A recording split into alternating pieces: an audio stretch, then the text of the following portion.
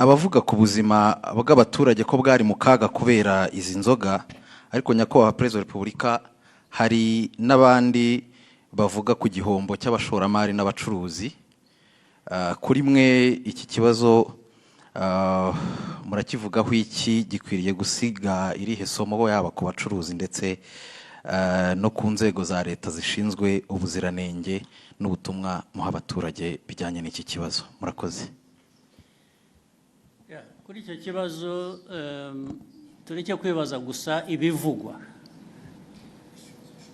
Kwibaza ibivugwa, abantu bavuga ibintu bashatse ibyo ari byo byose bitewe n'imitekerereze yabo cyangwa uko bifuza. Ariko ku bivugwa twongereho n'ibigaragara n'ibyo tubona noneho biba. Hari ibyo binyobwa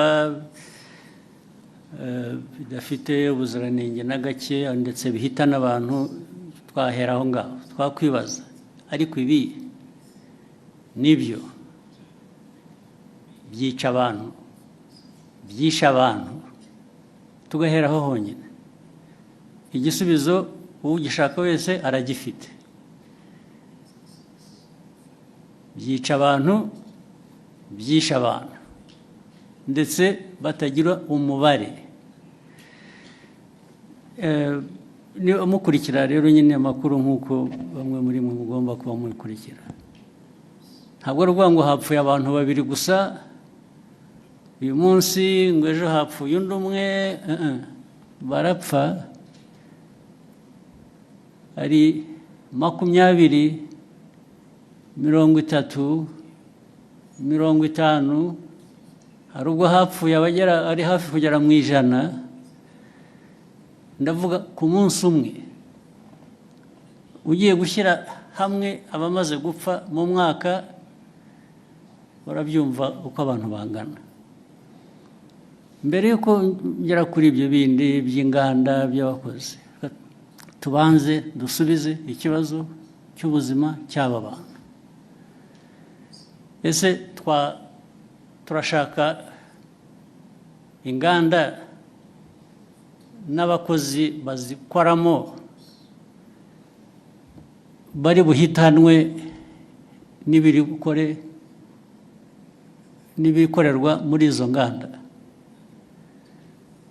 cyangwa turashaka ibihitana abantu batwaye mu nganda kugurisha ibikenewe n'izo nganda, ukajya muri izo nganda ugatwarayo ibyo inganda zikoresha, warangiza wataha wakwifuza gufata ku byavuye mu byo watwaye mu nganda ukahagwa. Ibyo ni ubuzima abantu bakwiriye kuba bemera bakurikira. Ariko noneho wenda turavuga ibya hano gusa, nabyo kandi bifite agaciro, ni nabyo duhereyeho. Ibyo binyobwa byica abantu nta nubwo ari ibikorerwa hano cyangwa ibituruka hano gusa, hari n'ibituruka hanze. Ibituruka hanze bizanwa bituje ubuziranenge bikica abantu. Maze mu kwica hari uburyo butandukanye. Hari ibibica uwo munsi, icyo cyumweru. Hari nabo bizica nyuma y'umwaka. Kwica buhoro ukagenda uko binywa bikagenda bikwica kugeza igihe umuntu anogoka nyuma y'umwaka.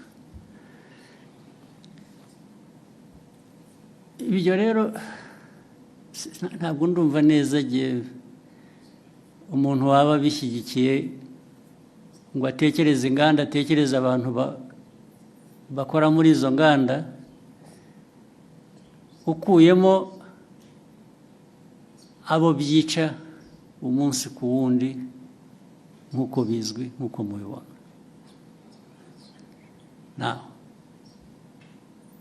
Abo rero reba nk'uruganda cyangwa uburyo abantu bateguye ibyo binyobwa, byaba ari mu ruganda, byaba ari mu rugo, byaba ari hehe, byisha abantu uyu munsi. Birongeye wowe ibyo ukora, ndavuga ahantu hamwe, birongeye byisha abandi uwundi munsi, ikindi gihe. Birongeye byisha abandi, I'm talking about the same place, ndavuga ahantu hamwe. Birongeye byisha abandi ahandi ikindi gihe. Ubu ukavuga ngo urakora ikizi. Ariko noneho usibye wowe ubikora bikica abantu. Iki gihugu kiyoborwa gite? Igihugu cyareka abantu bagapfa gusa kikarebera cyo kiba ari igihugu ni igihugu gifite imibereho imeze ite. Ni nayo mpamvu bariya bashinzwe imirimo itandukanye ireba ibi by'ubuziranenge, uvuga bakurikiranwaho, babazwa ibyo babazwa, nicyo bagiriyeho. Izo nzego zigiriyeho kureba ngo ibikorwa ibyo ari byo byose ntabwo byica abantu, ahubwo ni ibifasha ubuzima bw'abantu gutera imbere.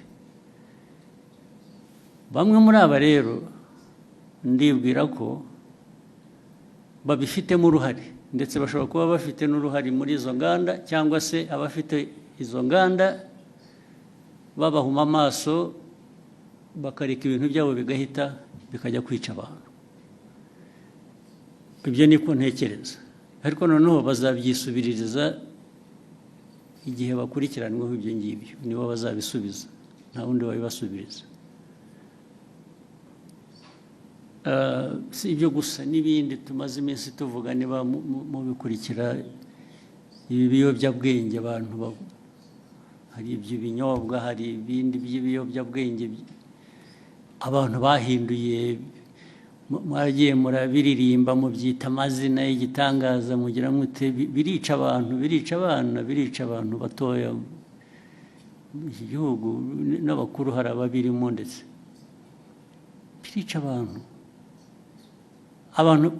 Igihugu cyaberaho kugira ngo kirebere abantu bapfa, abantu bacyo bapfa. Ntuvuga ngo hatazagira ubaza bakwiriye kubaza impamvu abantu bapfa, ntabwo ari ukubaza impamvu ibyica abantu bicibwa. Kuri iyo ntambara rero, abanyumva cyangwa n'ababirimo bo babyiteguye, ntabwo abo turaza guhangana nabo nyine. Ibintu baraza kujya ku murongo uko bikwiye, abantu bazi icyo bisaba, baragishoboye.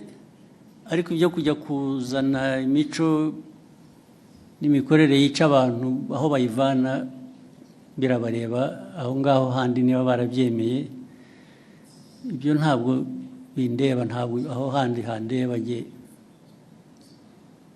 n'umuyobozi w'iki gihugu ndareba iby'iki gihugu n'Abanyarwanda, no gukorana nabo kugira ngo bashobore kumenya ibibafitiye inyungu n'ibitabafitiye inyungu. Ushaka rero kurenga amategeko cyangwa gukora we kubera ko agomba gukora uko yifuza, ibyo ari byo byose aba ari byo bishyirwa imbere, abo ngabo bazahangana n'ababishinzwe kubishyira mu buryo. Hari ikintu nabonye mu byo nsoma n'iki kugira ngo bijyanye n'ibyo abantu bibaza, ariko se uko bikorwa, kunenga uko bikorwa, uko bishyirwa, ndavuga uko bikurikiranwa, uko abantu bafatwa, uko bagira bate, uko bagenzwa, bishobora kuba birimo ikibazo uko abantu bavuga. Ibyo mbona ibyo niba ari ikibazo, ni ikibazo gitoya ugereranije n'ikibazo kiriho gishaka gukemurwa. Ariko nacyo ni ikibazo gishobora gukemuka. Inzego zibishinzwe baba bakora ibintu bitari byo, bakwiye kubihindura. Ariko ntabwo byavana abantu ku ntego yo guhangana n'icyo kibi abantu bagomba guhangana nacyo. Ibyo kujya